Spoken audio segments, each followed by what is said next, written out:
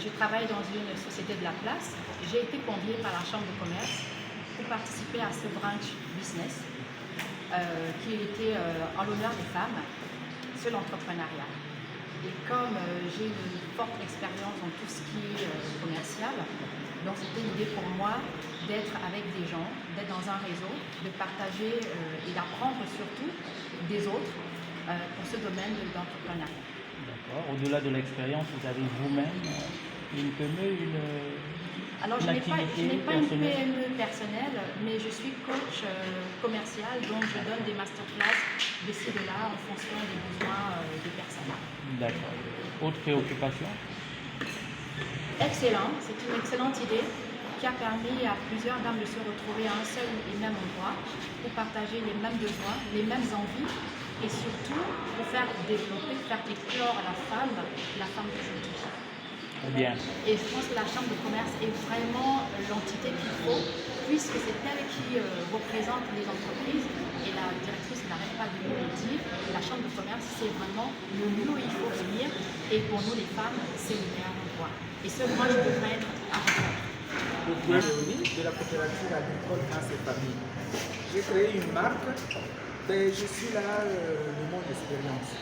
J'ai donné des conseils aux jeunes pour que l'entrepreneuriat au Gabon évolue du côté de la femme. Et surtout que c'est la journée de la femme gabonaise, même si c'est en différé, je suis là. D'accord. Et lesquels des conseils par exemple? On a des difficultés, surtout dans le papier. Nous ne sommes pas éduqués ni formés dans ce domaine. Moi, je sors du secteur privé. Je me jette dans l'entrepreneuriat. Il y a beaucoup de choses que je ne connais pas. Et du coup, je l'apprends à mi-chemin. Et je dis aux jeunes de se mettre ensemble. Plus elles sont ensemble, plus elles vont évoluer dans le domaine de l'entrepreneuriat. Seul, on avance, mais pas à grands pas. C'est le grand conseil que je leur ai donné avec mon expérience. D'accord.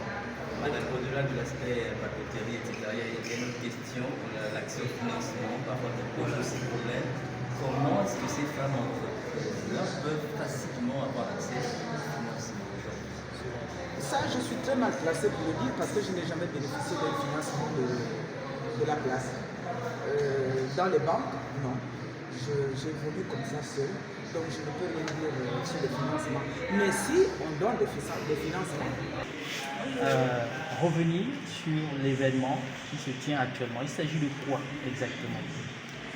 L'événement que la Chambre de commerce co-organise avec la Fédération des entreprises du Gabon est un business brunch destiné aux femmes à l'occasion de la journée nationale de la femme gabonaise, donc on l'a fait en différé. Et nous avons donc invité les entreprises des deux institutions à venir discuter ensemble, partager aussi un repas autour donc, de la thématique relative à l'investissement en faveur des femmes et voir comment accélérer la cadence. On est là dans le thème. On est dans le thème justement de la journée internationale de la femme. On a voulu donc le ramener à la dimension nationale parce que la problématique elle touche à tous les pays. Donc le Gabon n'est pas en reste. Ces femmes-là ont contribué durant toute la journée et ces recommandations les porter sur les instances gouvernementales parce que c'est les femmes qui ont contribué. Actuellement, on se passe du côté du stade de l'amitié, donc des conclusions du dialogue national. On contribue à tout moment. Notre volonté, c'est de pouvoir participer à cet essor commun pour que le Gabon brille de mille feux et avec les femmes davantage.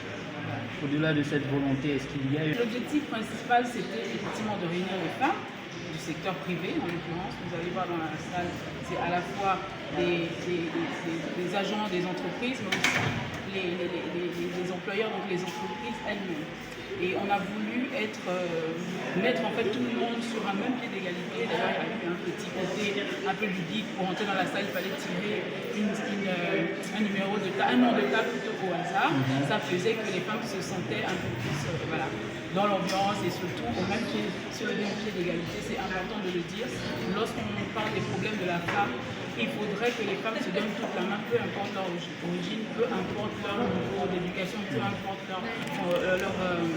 leur foi religieuse. Voilà, l'entrepreneuriat, c'est sûr, c'est ni genré, ni lié à une religion quelconque, mais c'est des personnes qui ont la volonté d'aller ensemble, et c'est cette ambiance-là qu'on a voulu créer en fait. Et je pense qu'on l'a réussi puisque les gens ne se connaissaient pas autour de table, mais ils ont appris à se connaître et surtout à échanger, à proposer des choses concrètes. Et c'est vraiment une réussite. Nous tenons aussi à remercier tous ces partenaires qui nous ont accompagnés. Vous avez vu que dans la salle, nous avons utilisé beaucoup le volet numérique pour montrer aux femmes aussi que c'est un secteur dont il ne faudra pas se passer. Il faudra l'utiliser, nous l'avons. À l'accent, il ne faut pas s'y engager juste parce qu'on est...